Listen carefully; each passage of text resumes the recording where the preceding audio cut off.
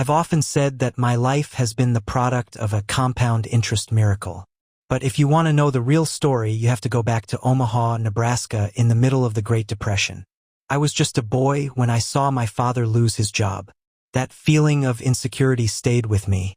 It made me realize very early that I wanted to be independent. I wanted to be my own boss. By the time I was 6, I was buying 6-packs of Coca-Cola from my grandfather's grocery store and selling them around the neighborhood for a 5-cent profit. While other kids were playing, I was delivering 5 different newspapers. I didn't see it as work. I saw it as a game of building a mountain, 1 penny at a time. When I was 11, I bought my first stock. 3 shares of Cities Service Preferred. It dropped in price and I got scared. I sold it as soon as it went back up, only to watch it skyrocket later. That was my first lesson. Patience is the most valuable asset an investor has. I eventually found my way to Columbia University to learn from the great Benjamin Graham. He taught me that a stock isn't just a ticker symbol on a screen. It's a piece of a business. If the business is sound and the management is honest, you don't worry about what the market says today. You look at what it will be worth 10 years from now. When I started Berkshire Hathaway, it was a failing textile mill. People thought I was crazy, but I looked for moats.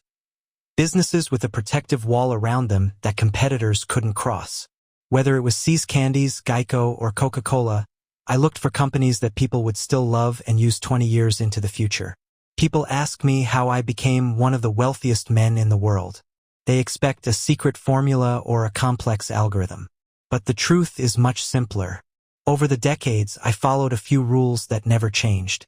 Rule number 1, never lose money. Rule number 2, never forget rule number 1. But beyond the money, there are the rules I live my life by. I call it the internal scorecard. Most people live by an external scorecard, what others think of them. But I've always believed that if you do something that you know is right, even if the world thinks you're wrong, you've already won. My second rule is, invest in yourself. Your mind is your only asset that never loses value. I spend 5 to 6 hours a day just reading. I read reports, newspapers, and books. Knowledge builds up like compound interest. The more you know, the better decisions you make. My third rule, be fearful when others are greedy, and be greedy when others are fearful.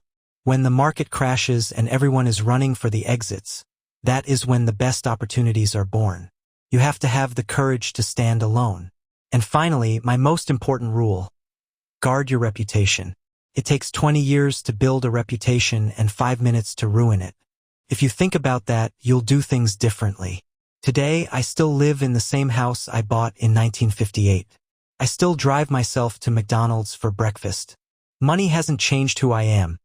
It has only allowed me to do more of what I love. Success isn't measured by the billions in your bank account.